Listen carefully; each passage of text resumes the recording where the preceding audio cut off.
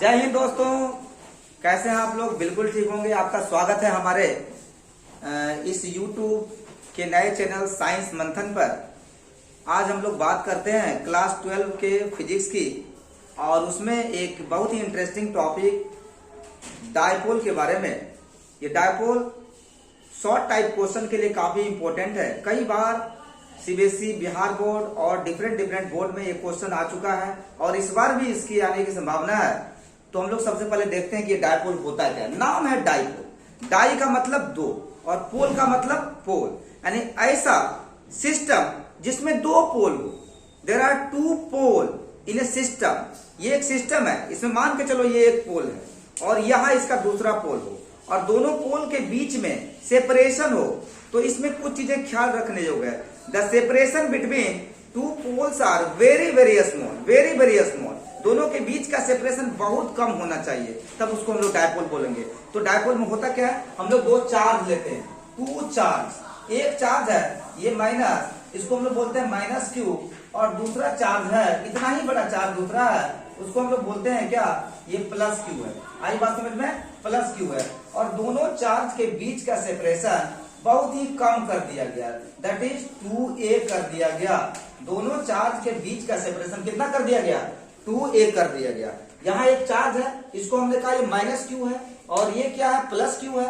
दोनों चार्ज का मैग्नीट्यूड एक ही है, एक ही समान है, एक समान। इसका मतलब होता है कि अगर ये 5 कूलम का होगा तो ये भी 5 कूलम का है। फर्क इतना ही है कि ये -5 कूलम का और ये +5 कूलम का। इसको हम लोग बोलते हैं कि दो चार्ज का हमने एक सिस्टम बना लिया और दोनों चार्ज का जो मैग्नीट्यूड है बिल्कुल एक समान है, एक जैसा है। The magnitude of two charges are always same and these two charges are separated through a very small distance, that is called 2a. Then the system of these two charges are known as dipole. So what is dipole? एक बार फिर देखिए dipole क्या होता है। द्विध्रुव इसको बोला जाता है। क्या होता है द्विध्रुव? ऐसा सिस्टम जिस सिस्टम में दो अपोजिट नेचर के चार्ज बहुत ही कम सेपरेशन पर, 2a सेपरेशन पर मौजूद हो, जिसका मैग्नीट्यूड बिल्कुल एक जैसा हो, तो उस सिस्टम को हम लोग डायपोल बोलते हैं। अंग्रेजी में इसको ऐसे बोल सकते हैं, when two charges or the system of two charges having same magnitude separated through a very small distance, 2a is known as dipole. और डायपोल के बारे में मैंने बता ही दिया था कि डायपोल का मतलब होता है दो ध्रुव, जिस सिस्टम में दो पोल हों। तो यहाँ भी दो पोल हो गए। जैसे आप वाटर को ले लो, वाटर को जब लोगे तो वाटर एक डायपोल बनाता है। आप HCl के मॉलिक्यूल को ले लो केमिस्ट्री में, वो भी एक डायपोल बनाता है, हम लोग पढ़ेंगे वहां पर। लेकिन यहाँ फिजिक्स में हम लोग देख रहे हैं कि ये क्यू का माइनस क्यू और प्लस क्यू का एक सिस्टम मैंने लिया और दोनों सिस्टम को मैंने 2a सेपरेशन पर रख दिया, और जब इसको रख दिया तो ये एक सिस्टम बन गया, और इस सिस्टम को हम लोग बोलते हैं dipole. So what is dipole? Dipole is a system, और उस सिस्टम में क्या होता है कि दो समान मैग्नीट्यूड वाले चार्ज, बट लेकिन अपोजिट समान मैग्नीट्यूड वाले चार्ज। समान मैग्नीट्यूड का मतलब ये भी 5 कूलम, ये भी 5 कूलम, लेकिन ये माइनस में होना चाहिए और ये प्लस में, और दोनों को बहुत ही शॉर्ट डिस्टेंस, बहुत ही small distance, very small distance 2a पर, ये डिस्टेंस को बताता है, अगर रख दिया जाए तो इस सिस्टम को बोला जाता है डायपोल। जैसे वाटर के सिस्टम को देखोगे, जब इसको देखोगे तो ये भी एक डायपोल का फॉर्मेशन करता है। HCl के मॉलिक्यूल को देखोगे तो ये भी एक डायपोल का फॉर्मेशन करता है।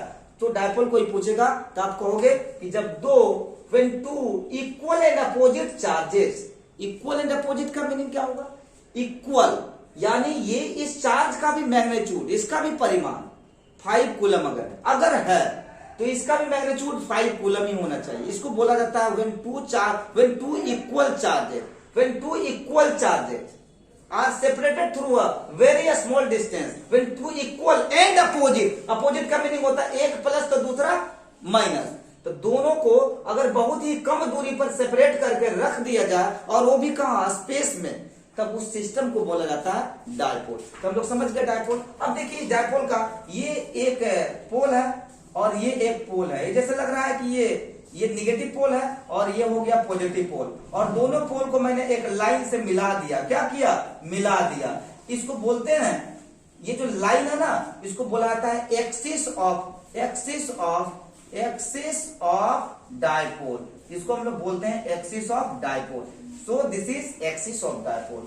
दूसरे में हम लोग क्या देखते हैं, अब देखो यार, इस एक्सिस का, इस डायपोल का एक डायरेक्शन है, क्या है, डायरेक्शन ऑफ डायपोल, ये जो लेंथ है ना, the line joining from -q to +q is the axis of dipole and it has a specific direction, किधर से किधर तक, -q से +q तक। तो इसके पास एक डायरेक्शन है और वो भी स्पेसिफिक डायरेक्शन है, किधर से किधर तक, -q से +q तक, और उसका डायरेक्शन ये उसका डायरेक्शन है फ्रॉम -q टू +q, ये इस डायपोल का डायरेक्शन है। और तीसरे में हम लोग देखते हैं ये डायपोल का लेंथ है ना, पहले में क्या देखा कि ये इसको बोलते हैं एक्सिस ऑफ द डायपोल। फिर मैंने कहा, क्या कहा कि इसके पास क्या है, बोलो, ये क्या है, इसका डायरेक्शन है, और डायरेक्शन किधर से किधर होता है, from negative to positive charge, ये निगेटिव है और ये पॉजिटिव चार्ज है, तो इसका डायरेक्शन हमेशा डायपोल का direction from negative to positive charge की तरफ होगा। और तीसरे में हम लोग देखेंगे कि डायपोल के चार्ज को जरा जोड़ के ऐड करके देखो,